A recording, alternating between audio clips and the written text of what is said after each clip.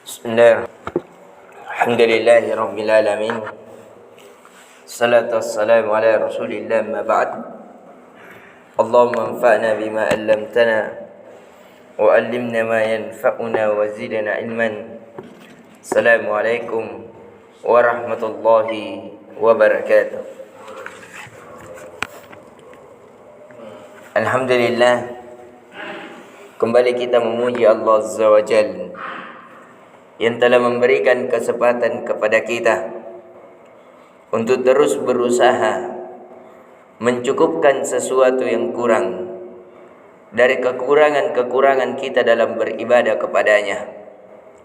Dan semoga Allah Azza wa Jalla di dalam menambahkan umur kita, Dia pula menambahkan ketaatan kita kepadanya, menambahkan kecintaan yang terselubung di dalam jiwa-jiwa kita, kecintaan kepadanya, kecintaan kepada Rasulnya, kecintaan kepada ketaatan, kecintaan kepada kaum muslimin, dan kecintaan kepada seluruh apa yang Allah cintai, dan kecintaan dari seluruh apa-apa yang mendekatkan kita kepada cinta Allah Azza wa Jalla.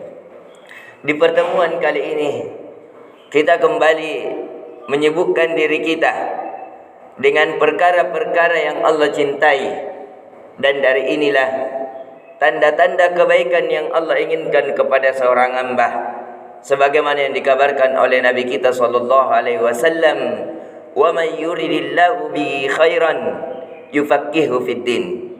Barang siapa yang Allah inginkan kebaikan kepadanya, maka Allah akan memahamkan darinya dari perkara agamanya. Dari bentuk kebaikan Allah Azza wa Jalla kepada seorang hamba, ketika seorang hamba dipahamkan oleh agamanya sendiri, khususnya agama Islam tentunya. Kemudian di subuh hari ini insyaallah kita akan mengkaji dari kisah yang terbaiknya dari kisah yang ada di dalam Al-Quran. Kisah di dalam Al-Quran sebagaimana dari kata Imam Syafi'i, qasasu fil Quran thuluthahu. Jadi kisah-kisah di dalam Al-Quran, sepertiga dari Al-Quran adalah kisah-kisah. Sepertiga darinya adalah nilai-nilai tauhid, dan sepertiga darinya adalah hukum-hukum yang ada di dalamnya. Tapi seluruh kisah dan hukum-hukum ada nilai tauhid di dalamnya, sebagaimana yang dikatakan Ibnu Qayyim Al-Jauzi. Dan sekarang kita akan masuk ahsanul qasas, sebaik-baik kisah yang Allah kisahkan di dalam Al-Quran, yaitu kisah Al-Karim, Ibnul Karim, Ibnul Karim, Ibnul Karim. Jadi kita akan mengkisahkan adalah Al-Karim yang mulia, anak dari yang mulia, anak-anak dari yang mulia, dan anak-anak yang mulia. Siapakah dia? Dialah adalah Yusuf alaihi salam. Yusuf alaihi salam adalah anak dari yang mulia. Siapa? Yaitu anak dari Yakub alaihi salam. Yakub anak yang mulia, yaitu Ishak alaihi salam. Ishak anak yang mulia, yaitu Ibrahim alaihi salam. Jadi Nabi Yusuf alaihi salam ini menurungi keturunan dari para nabi, yaitu dari Ishak. Jadi Yusuf bin Yakub bin Ishak bin Ibrahim. Jadi Nabi Yusuf alaihi salam adalah dari anak Nabi, anak-anak Nabi, anak-anak Nabi. Inilah keturunan Nabi Yusuf alaihi salam. Dari keindahan Nabi Yusuf alaihi salam, dia adalah separuh kegagahan manusia di muka bumi itu dimiliki oleh satu manusia, yaitu Nabi Yusuf alaihi salam. Maka dari itu kita akan kisahkan nanti bagaimana permaisuri Mesir itu sampai ketika Nabi Yusuf keluar dari kamarnya, mereka memotong-motong tangannya tanpa dia rasakan. Bagaimana itu saking takjubnya melihat Nabi Yusuf alaihissalam, sampai-sampai mereka yaqta'na aydiyahunna, mereka memotong-motong tangan mereka, tidak merasakan sakit. Bagaimana ini? Kalau kita takjub melihat sesuatu, sampai sesuatu yang sakit itu tidak terasa sakitnya. Bahkan sesuatu yang sakit menjadi kenikmatan disebabkan adanya hal yang kita lihat. Namun kita ceritakan terlebih awal dari kelahiran Nabi Yusuf alaihissalam. Nabi Yusuf alaihissalam, sekali lagi, beliau dilahirkan dari seorang bernama Ibu Rohil. Rohil ini adalah seorang bapaknya pengaman di kota Faddan.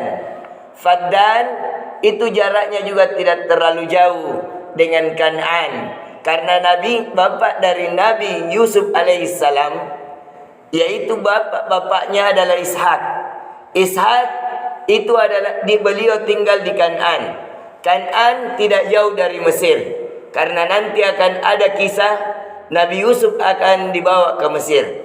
Jadi Kan'an itu adalah tempat tinggal dari bapak Nabi Yusuf, yaitu Nabi Ishak alaihissalam. Tapi ketika Nabi Yakub alaihissalam, bapak Nabi Yusuf, sudah mulai dewasa, maka dia berhijrah ke Faddan. Di Faddanlah ini dia membina keluarga, membina dakwah. Karena pada saat itu di kota Kan'an ada bapak dari Nabi Yakub yang berdakwah tauhid di sana, dan kebanyakan manusia di sana sudah beriman. Tapi di kota Faddan itu kebanyakan manusia menyembah peribadatan kepada selain Allah. Di antara penyembahan kepada selain Allah ada suatu tempat yang namanya ma'bad. Ma'bad itu adalah tempat beribadah. Seseorang kalau menginginkan sesuatu, maka ke tempat itu membawa sajian-sajian, membawa sembelihan-sembelihan, membawa buah-buahan, makan makanan untuk diberikan penyembahan kepada patung tersebut. Maka diutuslah Nabi Yakub alaihissalam, bapa Nabi Yusuf, ke situ. Maka beliau di situ berdakwah. Jadi dari 4 orang istri, beliau tinggal di situ. 2 di antaranya adalah saudara Rohil, seorang pengaman di kota itu, yaitu Rohil. Rohil inilah yang memberikan 2 anak, yang namanya salah satunya adalah Yusuf, yang kedua adalah Bunyamin. Jadi Nabi Yusuf alaihissalam memiliki 12 saudara. Nabi Yusuf alaihissalam memiliki 12 saudara, 2 di antaranya saudara kandung dan 10 saudara yang lainnya. Jadi Nabi Yusuf sekali lagi memiliki 12 saudara. 2 bersaudara sekandung, yaitu Nabi Yusuf alaihissalam dan Bunyamin. Adapun 10 saudaranya yang lain itu dari istri yang lain. Salah satunya istri dari saudara mamaknya sendiri, dari saudari mamaknya sendiri yang memiliki banyak anak.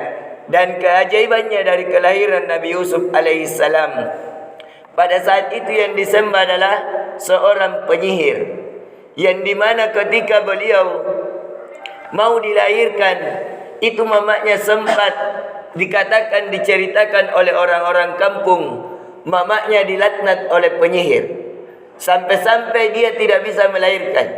Kalau kita bahasakan seperti mati suri, tapi hakikatnya ini bukan kematian. Ada istilah dalam kedokteran, karena tidak ada orang yang meninggal 2 kali.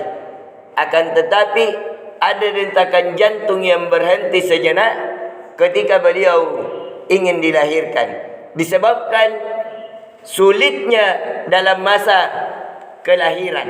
Jadi pada saat ini dikatakanlah para penyihir bahwa mama Nabi Yusuf alaihissalam dilaknat oleh penyihir, dilaknat oleh sembahan-sembahan kita, sehingga mama Nabi Yusuf alaihissalam hampir saja tidak bisa melahirkan Nabi Yusuf alaihissalam. Akhirnya karena berita telah menyebar di suatu kota bahwasanya dilaknat, akhirnya Nabi Yakub alaihissalam, bapa Nabi Yusuf, pergi menyendiri di sebuah pohon.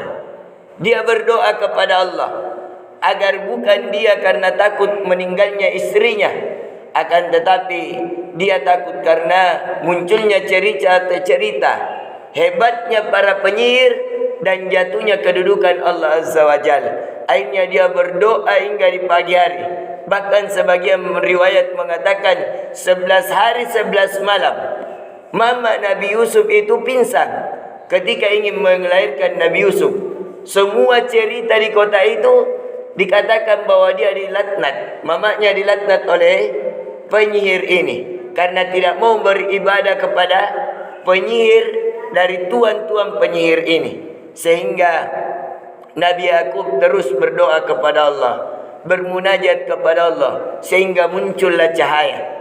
Cahaya itu yang muncul adalah cahaya kenabian dari Nabi Yusuf alaihissalam, sehingga terbangunlah mama Nabi Yusuf dan terlahirkanlah Nabi Yusuf alaihissalam. Dan ketika kelahiran Nabi Yusuf, ajaibnya selain daripada makbad itu kebakaran, yang kedua munculnya cahaya pada kelahirannya, yang ketiga pada lahir Nabi Yusuf langsung hujan deras, yang dimana pada saat itu kota Faddan dialami paceklik. Jadi pada tahun itu tidak ada tumbuh-tumbuhan yang tumbuh, sehingga semua manusia di sekitarnya gagal panen. Tapi ketika kelahiran Nabi Yusuf alaihissalam langsung hujan deras, dan itulah keberkahan dari kelahiran Nabi Yusuf alaihissalam. Jadi ada 4 hal yang menakjubkan ketika kelahiran Nabi Yusuf alaihissalam. Satu, terpayahkannya kesyirikan dari penyihir atas dustanya bahwa mamanya dilaknat. Yang kedua, munculnya cahaya pada kelahiran Nabi Yusuf alaihissalam sehingga terbangun mamanya melanjutkan persalinan. Yang ketiga, terputusnya paceklik keberkahan dari kelahiran Nabi Yusuf. Yang keempat, tidak ada seorang anak laki-laki yang dilahirkan sebagaimana dilahirkannya Nabi Yusuf alaihissalam, dari kegagahan fisik dan kisah ketika ia dilahirkan. InsyaAllah ta'ala kita akan kisahkan di kisah yang lain besok hari tentang bagaimana Nabi Yusuf ditarbiyah dari kecil. Ini kelahirannya terlebih awal. InsyaAllah kita akan lanjutkan di pertemuan selanjutnya. Semoga bermanfaat. Subhanakallahumma bihamdik, asyhadu an la ilaha illa anta, astaghfiruka wa atubu ilaik. Assalamualaikum warahmatullahi wabarakatuh.